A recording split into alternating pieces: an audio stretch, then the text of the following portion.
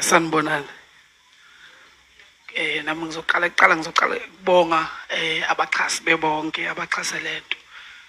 Ngiphinde ngibonga umongameli nge-idea oqhamuke nayo. Umculo kaMaskandi ke iwona odwa namakhosi. Kodwa futhi iwona wodwa thola ukuthi enhlangene eziningi usalele emuva. Bese sixakeka ukuthi kanti ubukhosi lobo bubangwayo bubangelwane uma ngabe singakwazi ukulweleka endaweni ezithize. So siyabonga ke mangabe sekukhona umuntu okwazi ukuphakamisa isandla ukuthi afuna into ezofaka iplate etafuleni emndenini yabaculi. Siphinde ke sinxenxe kushiyo kwathiwa kusekhona into eshodayo.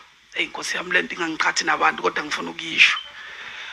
Umuntu uyakwazi ukuthi mangipostile ngifake nasi skin jean sami ngisinika uViala athi ulifaka nini ugodo. Njengamanje ake sihambeni siye pejini lo godo sibuza ukuthi nixhasane nemicimbi kaMaskandi. Ngoba into ekhona siyababona oJonathan D, oViala, obani bengenelela bexhasa amaciko kaMaskandi.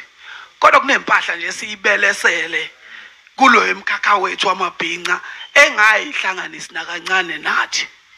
Ngakulesikhundla ke sokuthi silwe nabaculi ukuthi abayigqoki ngani leyo mpahla.